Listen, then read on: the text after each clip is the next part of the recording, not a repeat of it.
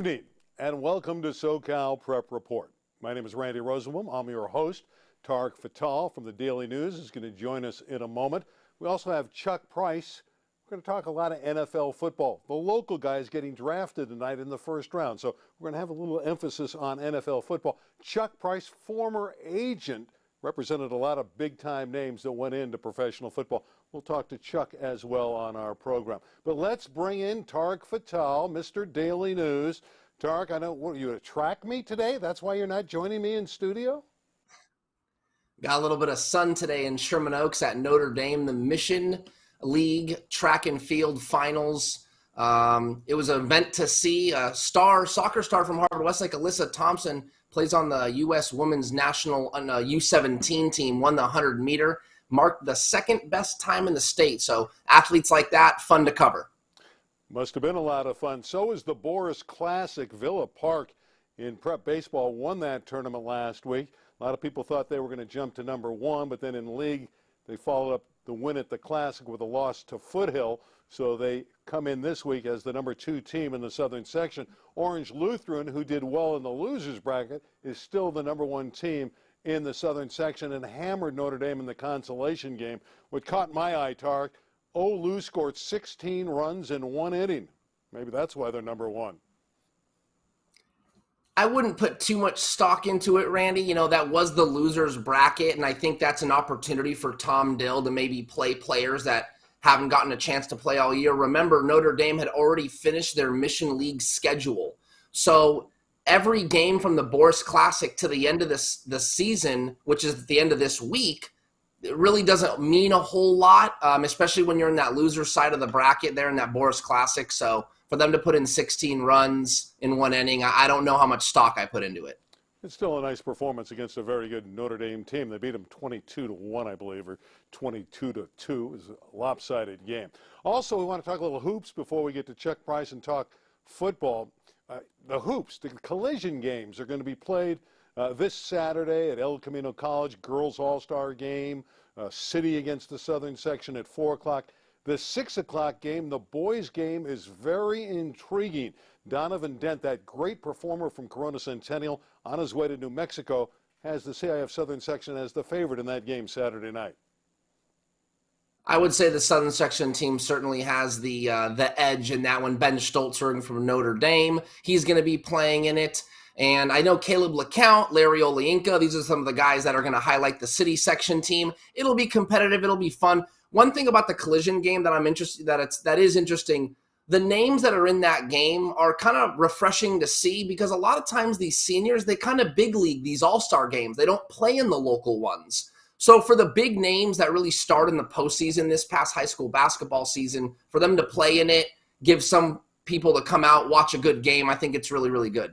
Yeah, the 2 games at El Camino College are Saturday. And by the way, Russell Westbrook played in the collision games many years ago, obviously playing with the Lakers currently. All right, let's turn our attention. We had the NFL draft first round tonight. 3 players locally who we knew from the high school days got drafted in the opening round, starting with Kayvon Thibodeau. We're going to talk about him in a moment, but I want to introduce Chuck Price, and he'll give us a rundown about Kayvon Thibodeau, Drake London, and, of course, the very fine Trent McDuffie going to the Giants, Falcons, and Chiefs, respectively. Chuck, welcome to the program. Pleasure to be here. It's a little past my bedtime, but I love being here. Oh, come on. We can keep you up to at least 9:30, can't we? I'll do it. Okay. All right. I want everyone to see an old interview with Kayvon Thibodeau, and I'll get the guy's thoughts about where Thibodeau fits. I know he's number 5 in the draft and how he'll do. But way back in his sophomore and again in his junior year, Eric Sotheimer joined me. We interviewed Kayvon when he was at Dorsey High School. Check this out. You're probably the number 1 prospect for the class of 2019. How did you get so good so quickly? I've always been big, and that was my thing, you know, being bigger than everybody. But at a certain point, it catches up with you, where I'm not just the biggest guy, where I worked a lot with my hands, a lot of footwork, a lot of technique, and I was able to, and my speed helped me a lot. Right, you're a 3-sport athlete here, also started for the basketball team, also a 100-meter guy who's playing defensive end. Why do you keep playing 3 sports? To show my versatility, you know, and a guy that's 6'5", 230 that can run is, you know, that's gold. So I try to stay stay humbled and just. Thibodeau, it's really hard to believe he's going into his junior year. He's the #1 prospect in the 2019 class. Coming out of Dorsey High School, had a terrific sophomore year when he had 18 sacks. Kayvon, welcome to the show. And first and foremost, what are you trying to work on? What do you want to get accomplished during spring ball? Well, Randy, spring ball, I'm just trying to get better. I'm trying to, as in my last, our last interview, I was saying how my technique, my speed, everything is important, and that still is. I'm keying in on my all my hand work and all my feet work and my hips. So, I got to make sure I get that, 100%. And mainly with you, I know you appreciate the rankings, but you also realize that everybody's coming after you. They're challenging you. They want to see if you really are the best. And you enjoy the challenge because you want to prove that you are the best. Well, honestly, I love it. I love playing against great players. You can't be the best unless you defeat the best. So that's my goal. My goal is to defeat anyone who steps in front of me. Anybody else who says they're the best, work hard, outwork them, outplay them in every play, in every game scenario, in every situation. Right. Explain your attitude towards sacking quarterbacks. You love to sack a quarterback. It's like hitting a home run to you. I mean, it's my job. It's what I do. So, that's what I'm best at. So that's what I try to do the most, and I try to just, make sure that pass don't get out. Make sure that he don't get the run. Make sure they don't have no time. And shortly after that time, he transferred to Oaks Christian, finished up there, went to Oregon, and tonight he's in the National Football League. He'll be in New York, and he's the #5 pick. I'm going to start with you, Chuck. You saw Kayvon Thibodeau grow up in Southern California. What kind of football player will he be at the next level? You represented a lot of people into the National Football League. Well, I guess the short answer is you never really know. He's got everything on paper. I love the city section story. He goes out to Oaks Christian, plays for some unbelievable coaches. Jim Bankert, Kelvin Moore ran the defense. These two guys have seen a lot of players come and go, and they knew how special he was. Tom Brady, Matt Leinart, you look at a bunch of different guys and how their careers go.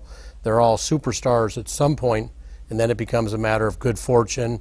Do you get the break? Are you on the right roster? And are you with the right coach? Tarek, your thoughts on Kayvon Thibodeau? Well, from the beginning, he kind of hit it on the head. He was really bigger than everyone at first. But then he got real versatile. He got long. He got athletic. I remember him being a senior. Yes, about 6'5", 235 defensive end. I remember him specifically telling me, I got to get bigger. I got to get bigger. Now, at the high school level, he was a monster, but, that's light for a defensive end at the college and pro level. So he got bigger, he got stronger, but he was able to keep that dynamic speed off the edge, and that's why he's the #5 pick.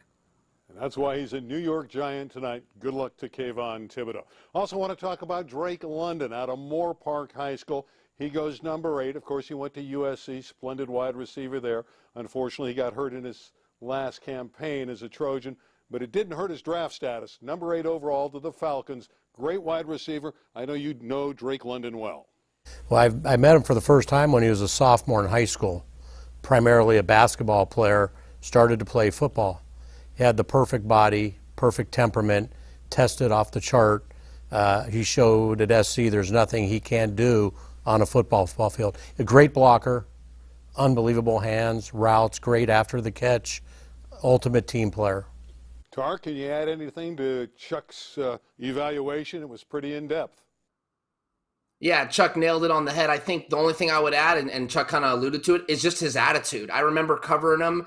I would go out for football season, and then I'd see him in basketball season, average 30 points a game as a senior. That's just not easy to do at any level. And his attitude was always good. Would always address me, thank you, sir, thank me after an interview. Hey, thanks for coming to the game. And that's just a testament to his parents, who are also very nice people. What's interesting about him, we had him on the Battle of the Valley, a basketball all-star game, much like the collision games. And he was in the high school basketball game. I never really saw him play football at Moore Park, but I did see him play basketball in the Battle of the Valley, and he was outstanding. Drake London to the Falcons, and he has a chance, I believe, to start immediately for Atlanta. With especially Russell Gage going over to Tampa Bay. They lost a wide receiver there, so I think London's got a great chance. Also, we want to talk about Trent Mcduffie, former St. John Bosco product out of the Trinity League. He was a running back and cornerback when we knew him in Bellflower, but then he went out to the University of Washington, became an outstanding cornerback. Tonight, drafted number 21 overall by the Kansas City Chiefs. Your evaluation, Chuck.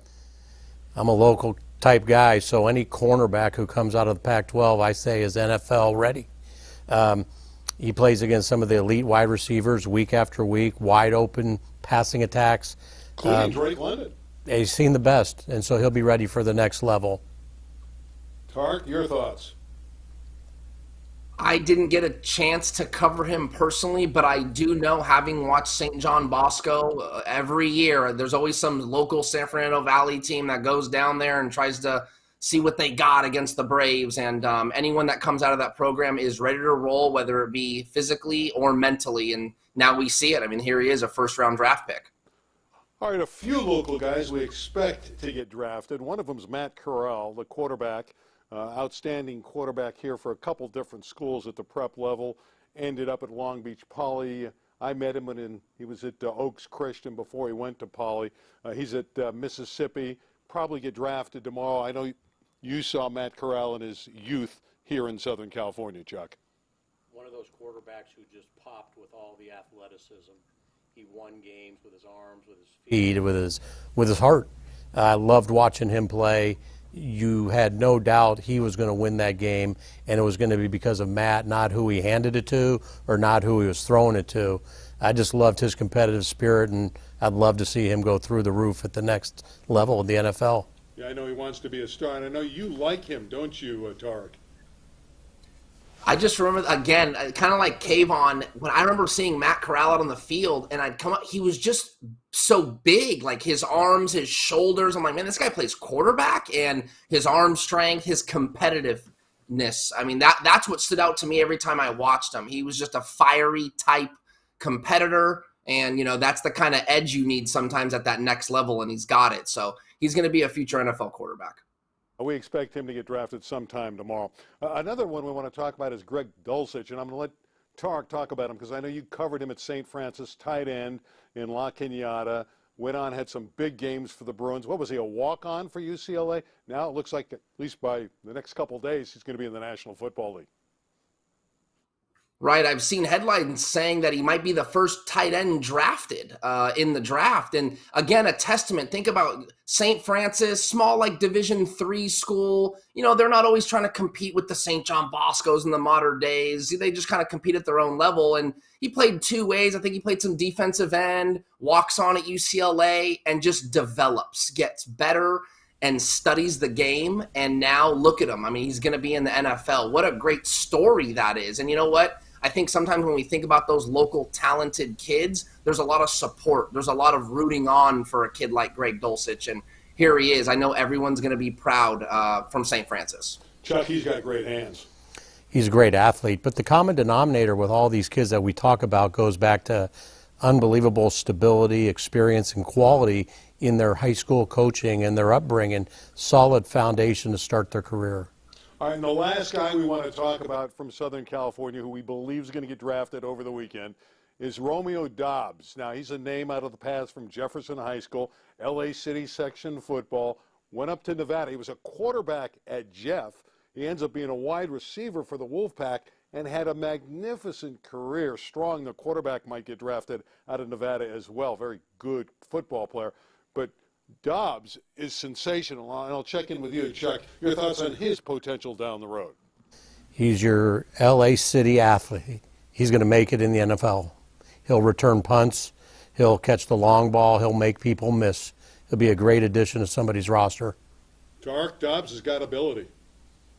Yeah, I mean, that's, you know, I think Chuck's nailing it on the head with this one. When you talk about those LA City section athletes, man, that you can kind of put them anywhere, and they will do their best. They'll try their hardest, and that's pretty much then a testament to Romeo Dobbs. Let's hope he makes an impact in the NFL.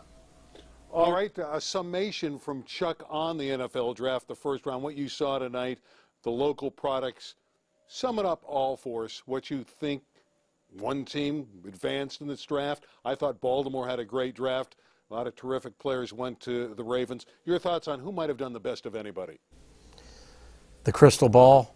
Always the crystal ball. You know that. I'm going Giants. They got a great pass rusher, great O-lineman, picked them up early. Both kids look great on film throughout their college careers. All right, one of them, of course, is Kayvon Thibodeau. All right, let's move to another topic. Name, image, likeness. NIL. Chuck Price, you know this subject matter well. Give me the good of the NIL from a high school perspective for these student athletes, and then the negative. The good is if you're one of those elite football players or basketball players in high school sports, there's ways to make money. The money is really being used to recruit you, to get you to the next level, to get a favor with somebody who's in the business already. I don't believe the high school kids are marketable, but they're there. They're getting offers. They're doing things in the NFT space. Tell people what that is. The old people don't know what NFT is as much. It's really, if you were to take trading cards and make them electronic, you put them in your digital wallet, whatever that is. I don't have a digital wallet. I think my wife tells me I do, but I don't see it. It's a trading card or a stock that gains value as you grow in your career, as your accomplishments pile up. It's like going back on a rookie card, but instead of being physical, it's an NFT, which stands for a non-fungible token. Makes no sense, but it's an easy way to pay kids money. I'm glad you explained it. I didn't have to do that. All right, what's the negative of the NIL from a prep perspective? Well, college has already used NIL to create a free agency system. High school is doing it as well. So if you want to find this way? the rich get richer, the elite kids are going to get offers. If you want to find purity, you're going to have to go to T-ball, because anything after that, you're losing all the purity of it. How much money can a kid at the high school level make? Now, they can't use the name of the school. They can just use their name, image, and likeness. They can't use the school. But if you're a good student athlete at a local Southern California school, what's the upside? How much money are we talking about here? Well, there's a kid who's a junior in Southern California who's got an $8 million offer on the table for 3 years of college. So he could probably borrow against that, and if he could borrow against half of that, he's worth $4 million. When he shows up at that school, he'll probably get it. Wow. Tarek, you have a question for Chuck Price? I don't know if I have a question as much as I have a comment. Just kind of just the way Chuck puts it out there, which is so great. It just seems so hard to get your head around it. It seems hard to even like digest it, because like Chuck said, you'd have to go back to T-ball to get something amateur and innocent and awesome. You know, that's the truth of it, is at the college level, we're seeing the amateurism is dissipating. And now at the high school level, you know, we're seeing the same thing. Do you kind of agree with that kind of pro college, not so much amateur anymore? And now we're going to the high school level. I mean, semi-pro athletes at the high school level, Chuck, what do you think about that? I don't want to be cynical, but it's the way it is. The rich get richer in high school sports.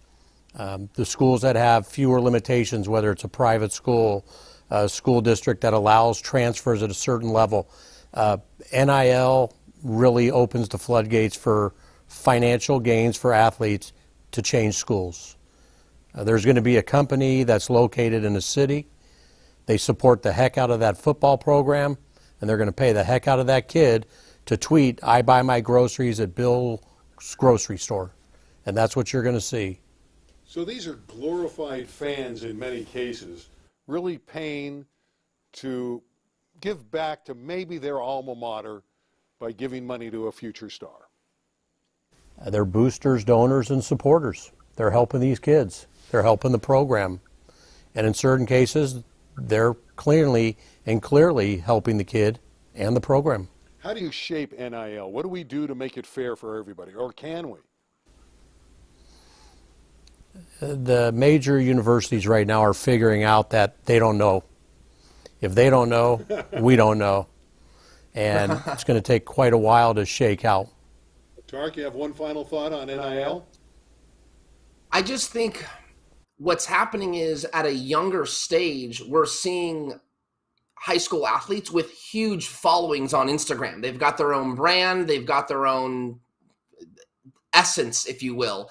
And an athlete that's got 2 million followers, 2.5 million followers, maybe he's got his own YouTube channel. He can use that audience to create money for himself using his NIL, his name, image, and likeness. And so I'm not so sure I have a problem with it, but because when I think about those athletes, there's not that many of them. It sounds like there's a lot, but we're talking about like 2% of high school athletes that are going to be able to garner that kind of attention and that money. So I don't know what that does for the rest of the athletes. And like Chuck's saying, maybe it's just a matter of the rich get richer, and that alone will impact high school athletics. Got some other subjects we want to address. Chuck has been a guy who's worn a million different hats. He's a high school football coach at Hamilton in Los Angeles. We'll get to the Yankees in a little bit as well. But he also worked as an agent, as we mentioned, in the NFL. He's been a gentleman who's worked at the XFL. And I want to talk about that because everybody knows The Rock. He's a star in Hollywood. He's one of the guys who brought back the XFL, along with Danny Garcia, his former wife, but they have a great working relationship. You were part of the XFL. It's coming back in 2023. How's it going to do? Phenomenal. Why? It's got great vision. They've learned what spring league football should be about. The work that they'll do for the NFL will help the NFL cultivate great rule changes, safety changes, administrative and player development. It won't be a farm system as a minor league. It'll be an opportunity for players like Storm Norton with the Chargers, Josh Johnson, who quarterbacked at 3 different teams in the NFL, the tight end Parham. It gives players who are lost in the shuffle an opportunity to put together some film and really end up helping in the NFL. For those that don't make it to the NFL, they'll earn a living. It won't be $6 million a year, but it'll be close to $75,000 a year. The rules really favor player safety. What makes the XFL more viable than the USFL, which has gotten a jump on them this season?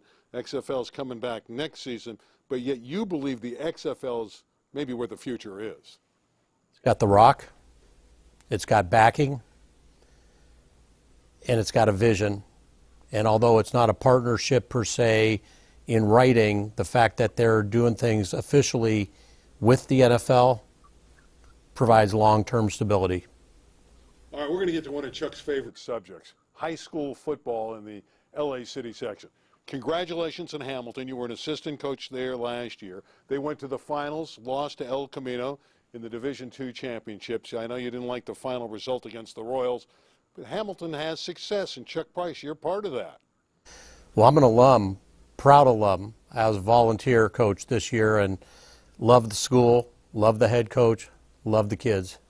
And you had a wonderful day with Warren Moon, didn't you, where you kind of revealed to the people of Hamilton a lot more. And was it a statue, a portrait that you gave back with Warren Moon at the school?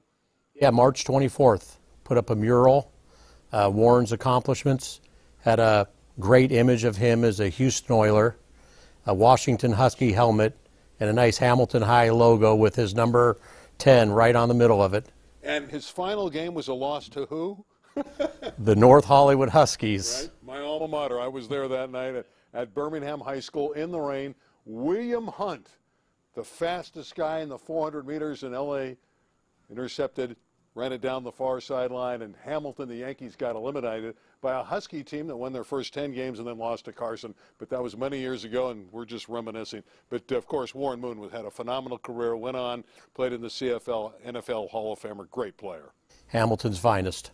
Another one was Lee Steinberg. Did you have any relationship with him? You're an agent. He was an agent. He went to Hamilton. Anything with Lee? We worked together for about 6 months. We had a great relationship. Just went our own ways. Okay. He was a big, experienced veteran, and I was the young, thought I knew everything type guy, and we just remained friends, not partners. At least you're still young. He's getting a little bit older, but he's still doing well. Lee represents Patrick Mahomes, so he's doing pretty well. All right, let's talk a little football about your Yankees. We got about 5 minutes left on the show, so let's tee it up for you here. You went to the finals last year in Division II. You told me off mic, off camera, that you think you're better next year. I think the whole Western League is better, and that's the fun part. I think Palisades and Venice are two of the elite teams in the city. Fairfax and Hamilton are on the rise. Westchester's loaded with talent every year. And I think that the fact that there could be 2 or 3 champions from the Western League next year wouldn't surprise anybody. It's like the West Valley this past year. Tarek, you have a question for Chuck about prep football in the city section. I think it's a pretty easy one to ask, and I want to know what Chuck thinks when it comes to the athlete. Here in 2022, going into the 2022 season, what's the biggest difference of an athlete, Chuck, the last 20 years? The athlete in 2020 and the athlete, in the year 2000, and the athlete coming in here in the 2022 season. What's the biggest difference? The changes are so many. First and foremost, the electronic media, the internet, the use of the cell phone. 25 years ago, kids would walk out the door, throw the football around. They didn't think about being on a cell phone 24/7. That's created the I environment. It's always me, it's not team. The demeanor of the kids is all about self. And I think they become a lot harder to coach. They see a lot more, and the things that they see are usually bad. There's absolutely no home schools anymore. Venice High School is a community. San Pedro's a community. Banning's a community. And in East LA, there's some great communities. But there's nobody that stays home anymore to play at their school if they're a 5-star athlete. They're going out to a private school. Chuck, I promised I would say this to you. I want to hear the local guys you represented as an agent who went into the NFL. I mean, these are some good names here. Good names, great kids. Manuel White, Valencia High. Matt Leinert, Mater Dei. Brian Price, Crenshaw High. Akeem Ayers, Verbum Dei. And Reggie Dunn, also Verbum Dei. Later on in his career, I had Brandon Mebane, Crenshaw. And I also had Nick Barnett, A.B. Miller High in Fontana. Good run, and huh? A guy named Vontez Burfict. Yeah, pretty good football player. Yeah, he's a great player. Tarek, what are you covering this week? We got about 2 minutes left.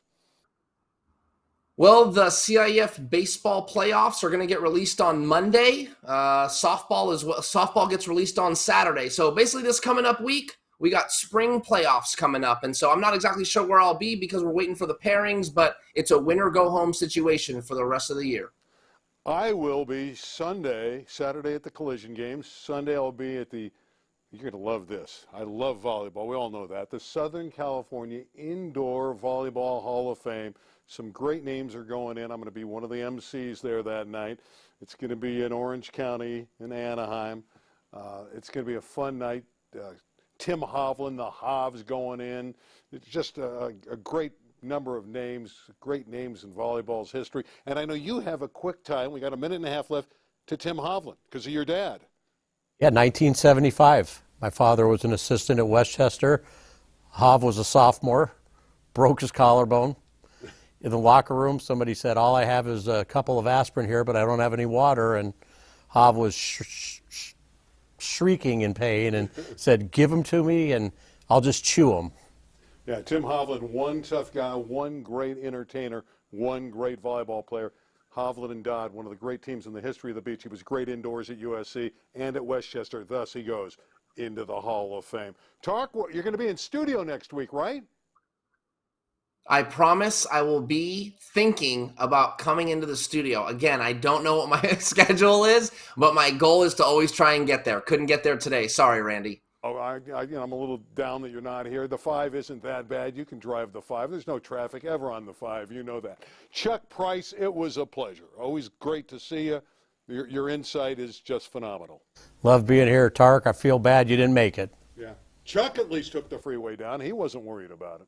All right, that's going to wrap it up for Chuck Price.